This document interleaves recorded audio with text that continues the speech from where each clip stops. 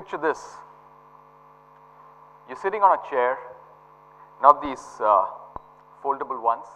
You're sitting on a chair with these 4 legs, and you're speaking with this friend of yours that you met after a considerably long time. Now, the conversation is flowing nice and easy. You're having fun. You're talking about an old joke or two that happened back when you were in school or college. And as you're speaking, you push yourself back on your chair, so the front legs of your chair come off the ground. You're resting on the rear 2 legs of the chair, and you're balancing yourself. Like I said, it's a joke or two, you're having fun, you're chatting, you're laughing, and then suddenly you lose your balance. You got your hands right behind your head, and you're rocking back and forth when you lose balance. Now suddenly you put your hands out, your heart is in your mouth, and you're struggling to find something to hold on to desperately. Sounds familiar? Oh yes, sounds really, really familiar. This is something that we have all gone through at some point in life. The fear of falling. In medical terms, it's called basophobia. In fact, as I was growing up, in my early years, through childhood, I used to have these recurrent nightmares of falling. Just falling through these deep, dark, bottomless holes without any points of reference, my legs and hands just flailing all about, until suddenly I would wake up with a start, my heart pounding away, bathed in sweat, gasping.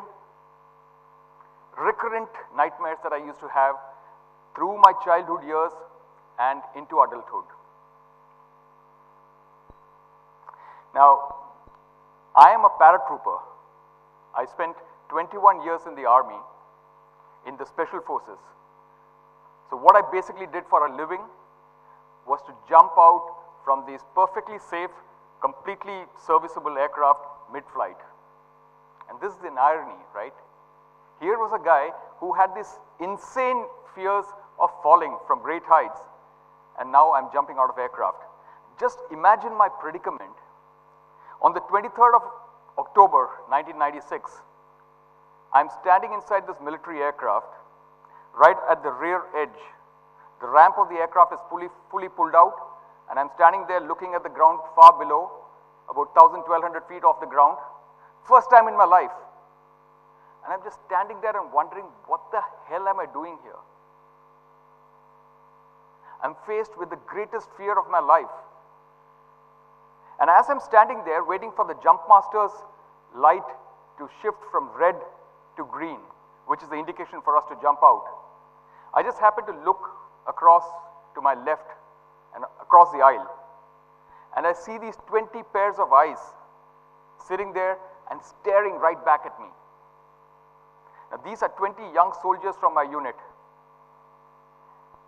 They have their own parachute strapped onto their back, the helmet placed on their head, tightened onto their chin, and they have these same fears and anxieties and insecurities as me at the bottom of their stomach. And suddenly I'm now faced with a choice. One moment I'm standing at the edge looking down at the earth far down below. This greatest fear that I have about the fear of falling from a great height. And the next instant I'm looking at these young soldiers, and that fear has gone away. It's been replaced with this other fear, the fear of falling in their eyes. Now I have to make a choice here, and the choice has got to be quick, because the light is going to be flashing from red to green, and I've got to jump out. And mercifully, it just moves quickly to green.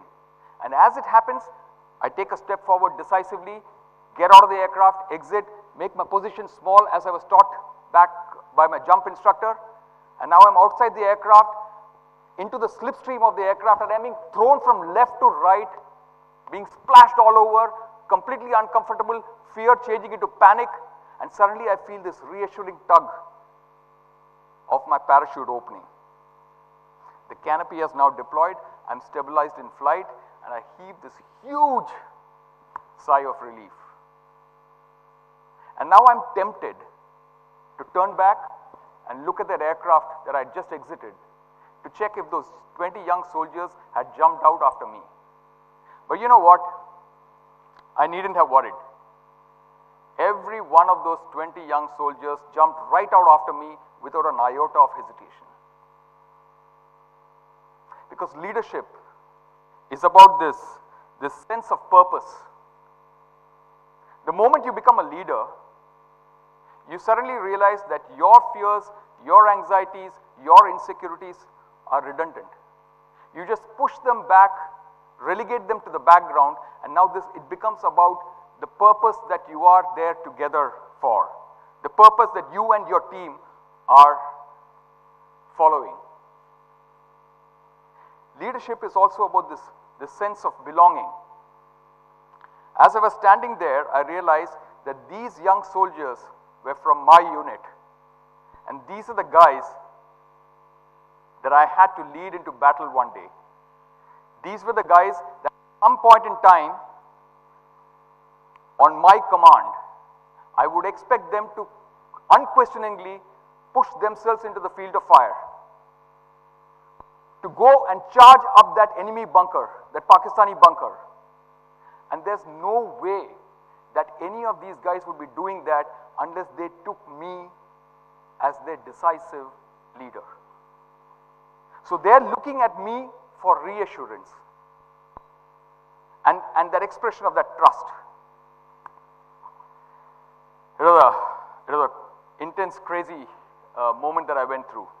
Now, one of these young soldiers sitting there across the aisle from me is this young boy from Garhwal called Satya Singh. Now, after this, Satya Singh and me bonded very well. We went into a lot of combat operations together, went through live firing together, and we really became good buddies. Now, about 3 years after this incident, this was in November 1999, I was in this place called the Lulab Valley in Kashmir. This is right at the northwestern edge of Kashmir, pretty close to the line of control, and I was leading my team in some counter-terror operations out there. So on this one particular occasion, in an operation that I was leading, Satya Singh was with me. We got into a firefight with a bunch of terrorists who had just infiltrated across the line of control from across the line of control. And this firefight was going on, pretty intense stuff. And suddenly, me and Satya Singh, Satya is just about 2.5, 3 feet away from me. We had taken cover behind this fallen tree, a deodar tree that was lying on the forest floor, and we're returning fire to the militants. In the middle of this, in my peripheral senses, I can make out that I'm just about probably a foot and a half away from me. The dust is kicking up and bullets are landing up there. As this firefight is progressing, suddenly I find these two hands, one on my neck and one at the base of my spine, catch hold of the camouflage dangris that I'm wearing and part drag me and part flip me over to the other side in one quick movement. Now I'm stunned. For a couple of seconds, I just can't figure out what the hell is happening. But then I realize that Satya Singh, being the combat veteran that he was, he had realized that the position that I was in, the lower half of my body was exposed to fire. It was outside the cover of that fallen tree, and it was drawing fire from the terrorists. Now, without engaging in a conversation, Satya Singh, he got up from behind cover, exposed himself to the fire that was coming in, and picked me up and took me across to the other side. Literally, he saved my life that day. So once this firefight had gotten over and we had come back to base, we went through a debriefing session, and then I quietly pulled Satya Singh back into a corner and I asked him, why the hell did you do what you did? Why did you expose yourself to fire like that? So Satya Singh gives me this lopsided grin of his, looks me directly in the eye and says, Saab, aap nahi kya karte mere liye? In that simple one sentence, the rhetoric was just unmistakable. What he was saying was that if this situation had changed, And if the roles were reversed, wouldn't you do the same thing for me? This discussion was over in a flash. And there's a reason that he did it. There was this trust that was built between the two of us, that trust based on the relationship that we had built. Now this relationship thing is not something that happens just overnight. It takes time to build that relationship. I knew practically everything that was there to be known about Satya Singh. I knew the village that he came from, I knew the name of the high school that he graduated from, I knew where his parents stayed, his favorite uncle. I knew about gulab jamun, that was his favorite. He had this tooth. He knew everything about me. My family, my wife, my kids, my parents. He knew the place that I wanted to build this house in. He knew about the loan that I wanted to take to build this house. Everything. So leadership is about building this relationship, this element of trust between the two of us. It's about these small, mundane, everyday things that you keep doing on a daily basis, day in and day out. About 5 years back, I made this transition from a life in uniform to the corporate world, the change. And ever since, people continuously ask me about these principles of leadership that we were so proud of, that we so vigorously followed in our life in the army, about how those were applicable in the corporate life.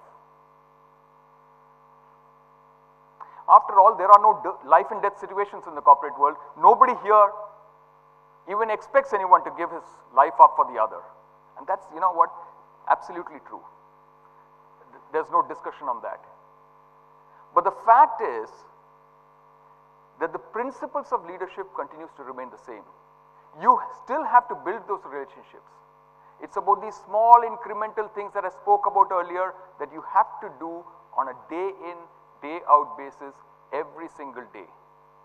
That's how teams are formed, based on those small little relationship building exercises that you do every single day. Think about it like this. You have this best friend that you have, right? All of us have a best friend. Now, you were not best friends to begin with. You met him or her at some point in life when you were total strangers to each other. And then you connected on some level.